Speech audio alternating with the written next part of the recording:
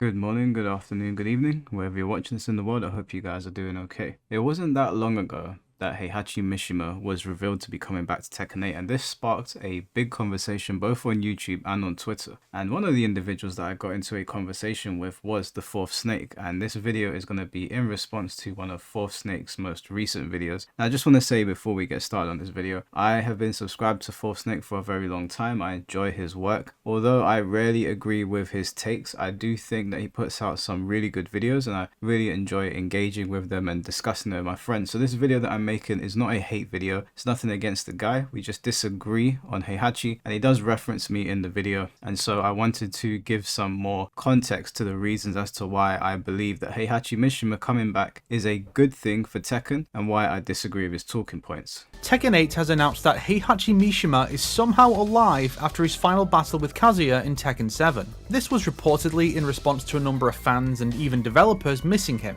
so they decided to completely invalidate Tekken 7's entire story, which was about the build up to and realization of the final fight between the two, where one would die and the other would go on to face Jin in the sequel.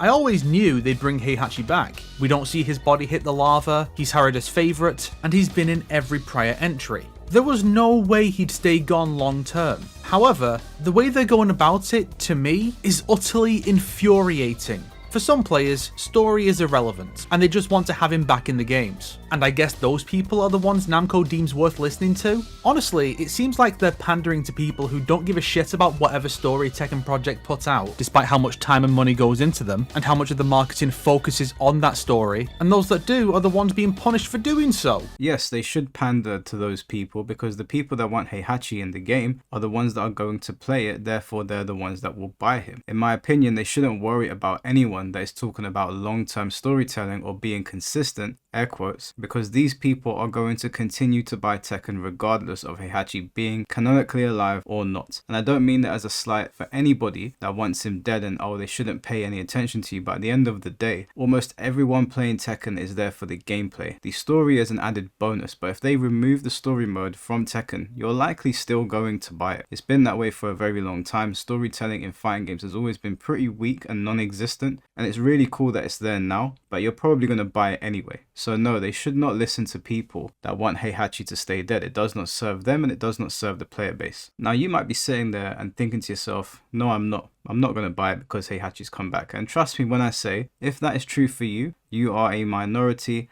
as minuscule a minority as you can get. The overwhelming majority of people are not going to share that mindset. I don't personally know a single person that purchases Tekken for the story. Do we enjoy the stories? Sure. Do I want a story mode? Of course. If they stopped producing story modes for Tekken, will I still buy it?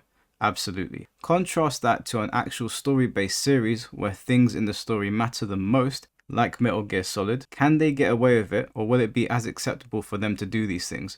No, it wouldn't, and it will most likely hurt the franchise. Heihachi coming back does not hurt the franchise, it only serves to enhance it. The primary function of a fighting game, as I've said multiple times, is the gameplay, and because of that reason, people that want to use the character should always be prioritized over people who want them to stay dead. Some people don't even want Heihachi to be non-canon playable. They don't even want him to be a flashback. They literally want him to stay away for a whole game the same way Kazuya did with Tekken 3 to make it more impactful, not understanding and not realizing that that will be 8 years with the Heihachi fan base and the Heihachi player base not getting their character. Now in my opinion, these people should never be listened to when it comes to fighting games. In order for Tekken or any other fighting game to be successful, it needs to make its money back and then money on top of that. But to keep you people happy, the ones that share the same sentiment as the Fourth Snake, we should just keep Heihachi Mishima dead and alienate the fan base. The Tekken team should reject money and also not listen to people that want to give it to them. It doesn't make any sense. I had a brief debate with someone on Twitter who said they just wanted to see the Mishima feud continue, and I cannot understand this mindset.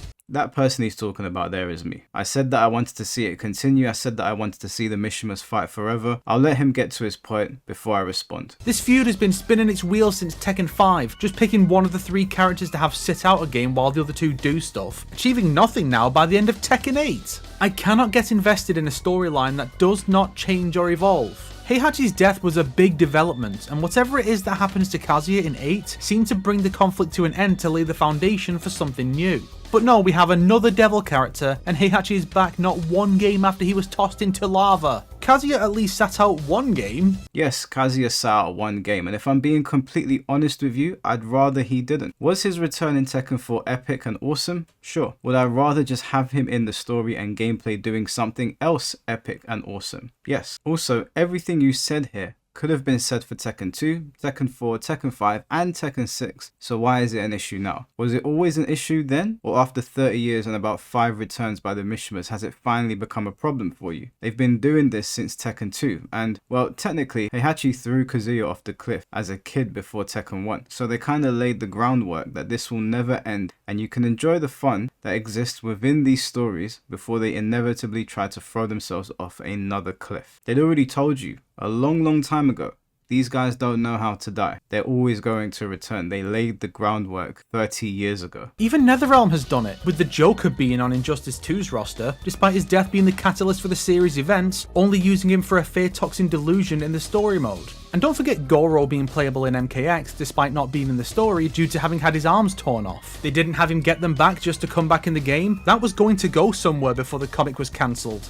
And Melina dies in MKX and is then non-canon DLC in 11. An argument can even be made for the human versions of the Revenants in MKX. And yes, even Tekken has done this. Kazumi Mishima, introduced in Tekken 7, is dead for the duration of the story, but is here on the roster with her arcade mode boss fight being non-canon. Likewise, Jun Kazuma remains missing since Tekken 3, but she's on the playable roster of 8. Why can't Heihachi do the same? Heihachi could do the same, but it's just less fun. It's easy to do this with Jun and Kazumi, because Kazumi is not a popular character historically, because she's so new to the franchise. There isn't a need or a want to see her actively feuding with her husband, her son, or her grandson. Jun has been missing since the close of Tekken 2, and whilst Jun has always been a pretty recognizable character, I wouldn't say she's one of the most popular characters. Heihachi is literally one of the most popular characters, likely in the top 5 in the entire series, and so to continue the fun and exciting battles on screen, having him alive is much better for the story and the overall presentation of Tekken. Besides, it's not like the groundwork hasn't been laid there already. Also, the fourth snake is overlooking a key detail in all of this. Before Mortal Kombat vs DC or Mortal Kombat 9, which came out in 2011, fighting games never really had these big, expansive, cutscene heavy story modes that play out like movies. Mortal Kombat changed all of that. Tekken 7 was the first one to release with a story mode similar to that, where it has these epic cutscenes. You've had the Devil Within mode and the story mode from Tekken 6, but they pale in comparison to what 7 and 8 offer in scope and in presentation, and clearly Tekken tried to follow the pace that MK had set. The Tekken team likely saw an opportunity to tell a bigger and more compelling series of stories with epic cutscenes which mirrored the direction of Mortal Kombat, but the only issue was that one of their biggest characters will no longer be around, or able to enjoy these bigger story modes where they're able to present us with more and do more with these characters. The Tekken team likely looked at the pros and cons of bringing him back and determined there are more pros to having Heihachi alive and watching him meddle more in the Mishima affairs. I certainly wouldn't want to see any of them miss out on this new age of Tekken that we've entered. Now, you could say they duped everybody into Heihachi passing away just so they could sell him as DLC, and I could hear that. That is a business practice I could see them doing. I could see them doing this as a long-term strategy. We already spoke about this a long time ago. We all knew Heihachi would come back. We didn't really know when. The big dispute here is that people think he's come back too early, but that is really inconsequential. Now, for the longest time, we got quick cutscenes that didn't expand the story too much, but now we're getting these bigger and more dedicated story modes that can really help to expand the lore around the characters and give more context to situations they're in, rather than leaving the guesswork to the players. And I think I speak for a lot of people when I say I'd rather have Heihachi there for all of the fun times in the story that we're inevitably going to get than just being a remnant of the past. And I'd also like my money to not be a remnant of the past, and I'd like you guys to save your money too. So with that being said, here's a quick word from our sponsor today.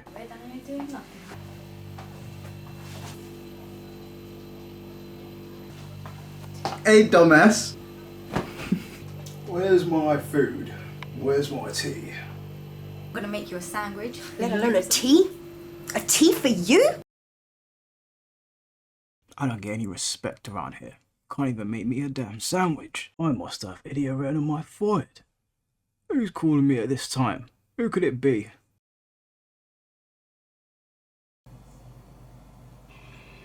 Is this Michael? Is this Michael?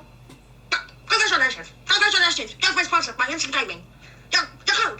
Go to Shambhala Hollow. Share it with everyone. Share it with your friends. Share it with your fans. Share it with everyone. You do laundry. Hey, stupid and stupider.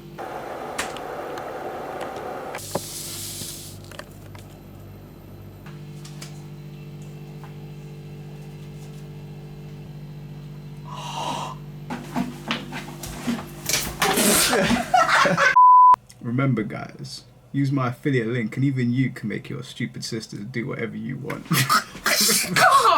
It's different to games like Metal Gear that has been strongly and almost entirely story focused to not follow through with these deaths or particular actions because they've always put a lot of time and effort into telling a very detailed story, and the narrative in those games has always been extremely heavy. If a particular character dies in Metal Gear, it's more than likely going to stay that way for the integrity of the story. You can continue the single player campaign with multiple different snakes, for example, without worrying that a moveset is going to disappear into the ether. That's something that is very recent to fighting games, and so the developers probably feel like they finally have the budget / opportunity to tell these stories. Remember, it was only really Mortal Kombat back in the day that had an attract mode that gave you a detailed description of what was going on in the world. All the other fighting games were mostly or entirely gameplay based. I've said for many videos now that gameplay trumps story, and that's why these characters should always be available to us rather than a character like Lee in The Walking Dead who passed his story on to Clementine and it was a satisfying passing and one that made sense. Lee coming back from the dead would hurt the story and really serve no purpose. The story in the Telltale's games supersede the gameplay because the gameplay does not change per character, and so you put the story first. They are not obligated to have Heihachi come back from the dead or be cloned to justify him being playable. They are not obligated to cut short Bihan's time as Grandmaster Sub-Zero just to bring back Noob Saibot, nor to do it before one game is even over. Fighting games continue to assert investments in the story, with even Tekken having a story expansion to showcase the DLC roster now.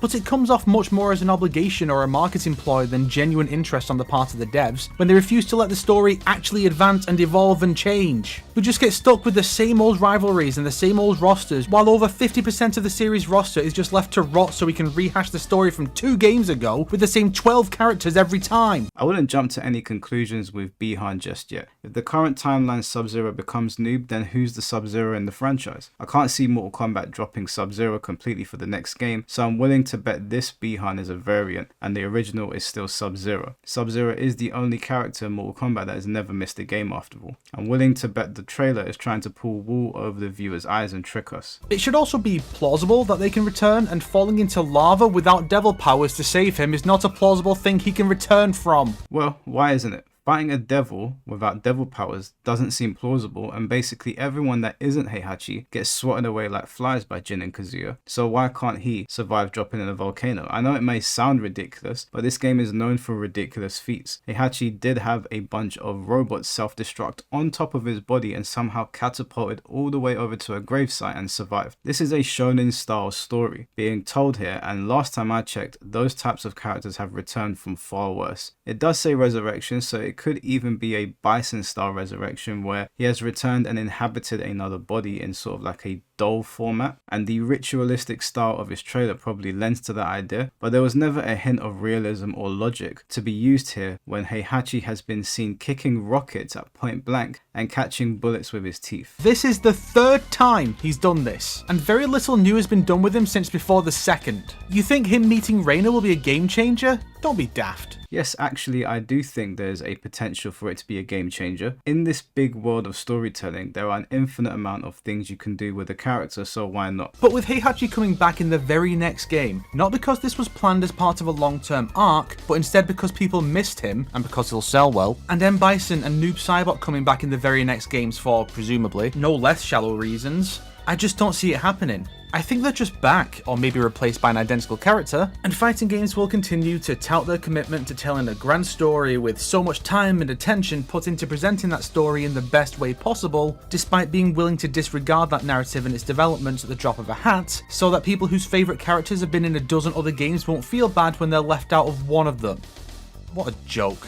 It's not a joke though. These games last for about 5 to 7 years, and you want people to not have their favourite characters because you want them to remain dead to satisfy a 4-hour story.